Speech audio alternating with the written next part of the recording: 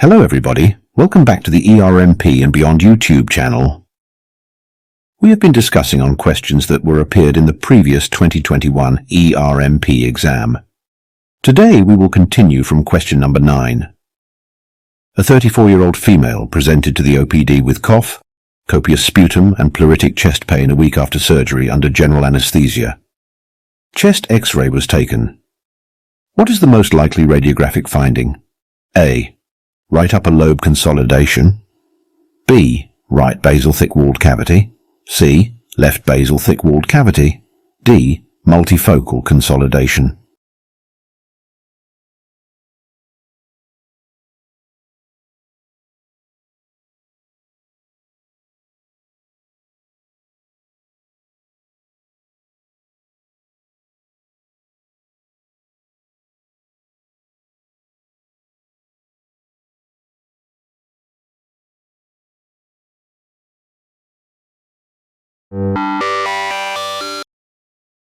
The most likely radiographic finding in this case would be right basal thick-walled cavity.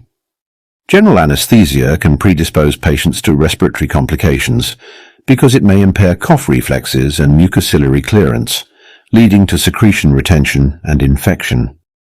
Postoperative patients, particularly those who have undergone procedures that affect the chest or upper abdomen, are at an increased risk of developing aspiration syndromes and lung abscesses. This risk is further exacerbated if the patient has pre-existing respiratory conditions, engages in smoking, or has poor oral hygiene, as these factors can lead to aspiration of bacteria into the lungs. Effective preoperative assessment and optimization of lung function are crucial to minimize the risk of postoperative pulmonary complications. This includes physiotherapy, reviewing medications, and possibly consulting a respiratory physician. Additionally, postoperative care should focus on pain management to facilitate deep breathing and coughing, which helps prevent secretion retention and lung collapse. In some cases, despite these preventive measures, a patient may still develop a lung abscess. The patients in the question, symptoms, and the timing of their onset, a week after surgery under general anesthesia, suggest a diagnosis of lung abscess possible after aspiration pneumonia. Right upper lobe consolidation in option A is more characteristic of tuberculosis. Options C and D can't be answers, as the most common site for aspiration and for subsequent formation of lung abscess is the right lower lobe. Let's discuss what lung abscess is in short. Lung abscess is defined as a circumscribed area of pus or necrosis in the pulmonary parenchyma caused by microbial infection. Lung abscesses can be classified as primary or secondary. Primary lung abscesses result from direct infection of the pulmonary parenchyma in an otherwise healthy person. Most result from aspiration of oral or gastric contents. Primary lung abscesses can also arise within an area of pneumonia caused by necrotizing organisms, like Staph aureus. Secondary lung abscesses occur when there is a predisposing condition, such as bronchial obstruction, such as foreign body, neoplasm, hematogenous spread from right-sided endocarditis, thoracic surgery, or impaired host defenses. The terms necrotizing pneumonia or lung gangrene are used to describe pneumonia that is complicated by necrosis and numerous small abscesses. Lung abscess can also be classified based on duration of illness.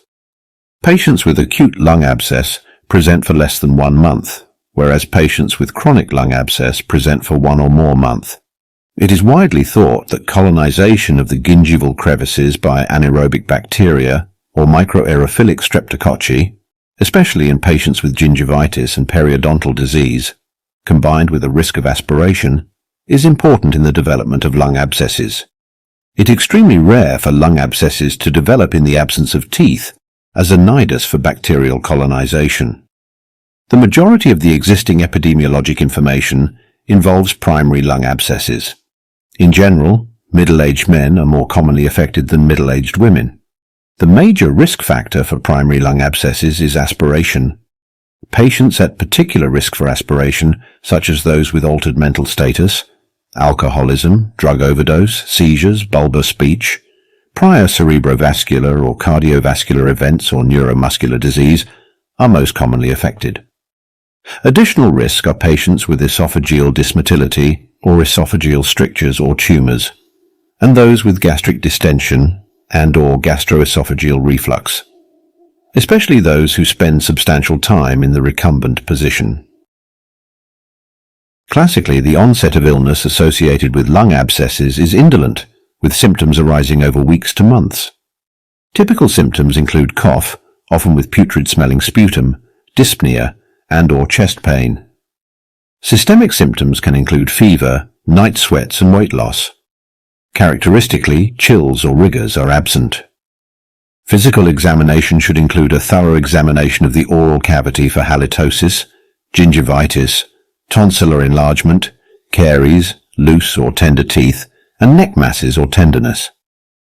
The patient should be asked to swallow a few sips of water to screen for dysphagia. For most patients, the diagnosis can be made based on radiographic findings in a patient with compatible clinical features. Example, history of aspiration. Chest radiograph typically shows a thick-walled cavity with an air fluid level, with or without a surrounding opacity. When atelectasis, pulmonary infiltrates, or poor anatomy obscures the lung on a radiograph, a chest CT can assist in diagnosis and may help evaluate the size and severity of the abscess. CT has been shown to be more sensitive than in detecting small cavities within consolidation and, more importantly, to differentiate lung abscesses from empyema. It is imperative that a lung abscess be distinguished from an empyema, especially when a peripherally located abscess, as this changes management. It is not uncommon to see a coinciding pleural effusion, which may be a result of the lung abscess itself. The CT will also assist in ruling out other conditions such as an infected cyst, infected bullae, bronchiectasis, pneumonia, and conditions associated congenital abnormalities or malignancy. For patients with suspected lung abscess from aspiration, empiric antibiotics that penetrate the lung parenchyma and target both strict anaerobes and facultatively anaerobic streptococci should be chosen. Because of rising penicillin resistance rates among anaerobes, for most patients, acceptable regimens include any combination of a beta-lactam beta-lactamase inhibitor, such as ampicillin sulbactam 3G intravenously every 6 hours, or monotherapy with carbapenem, such as imipenem, meropenem. For patients who are allergic to penicillin, the recommendation is moxifloxacin 400 mg orally daily, or combination therapy with levofloxacin 750 mg orally daily, with metronidazole 500 mg orally 3 times daily. For hospitalized patients, ceftriaxone or other third-generation cephalosporin with metronidazole is a reasonable option. For outpatients who are allergic to penicillin, a fluoroquinolone-based regimen is favorable when starting treatment, because these regimens have better bioavailability. Therapy with clindamycin has the potential to fail, as abscesses are caused by gram-negatives or resistant gram-positives in 20 to 30% of patients. Once culture results are available, empiric antimicrobial therapy can be tailored to cover identified pathogens, although the empiric regimens described above remain appropriate for most patients with aspiration-related mixed anaerobic and streptococcal lung abscess.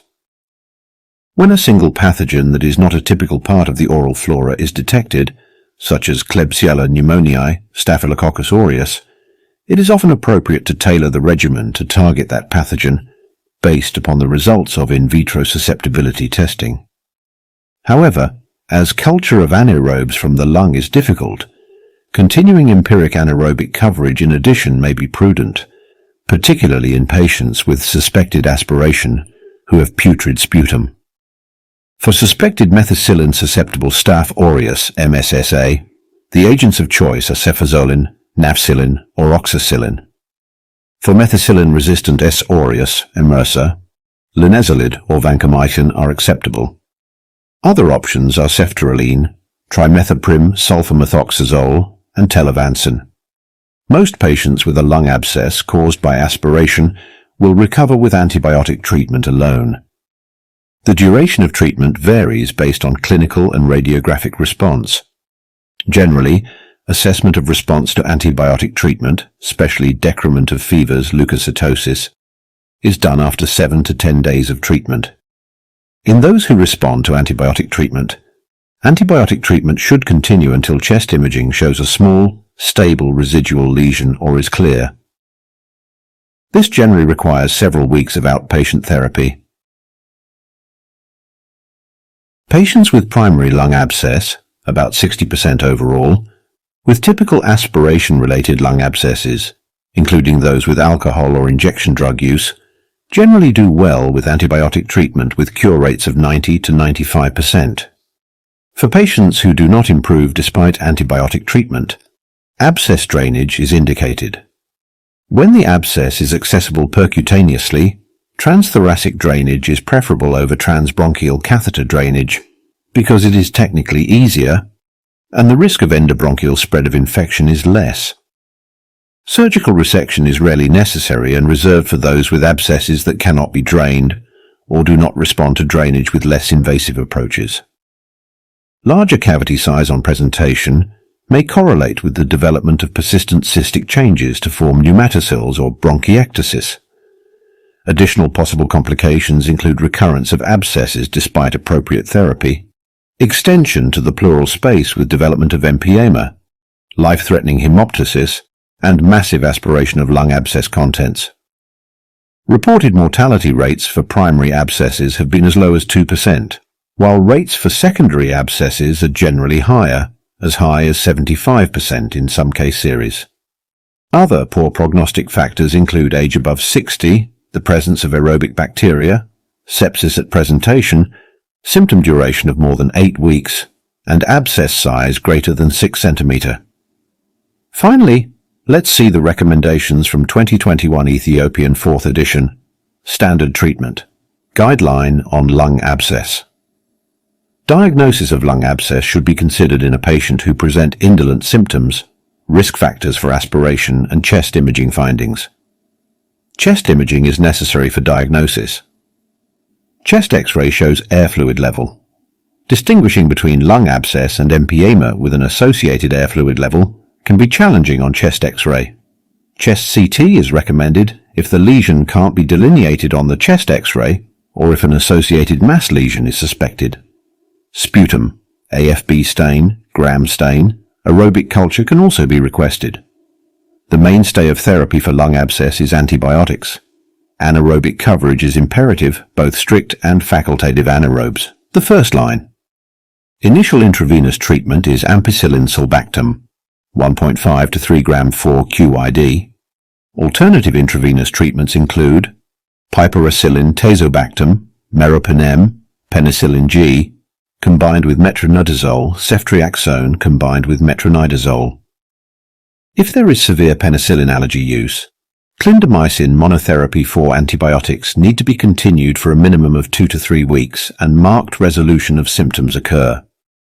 Then changing to oral therapy can be considered with amoxicillin, clavulanate, 625 mg TID or 875 1000 mg bid, being the preferred oral agent.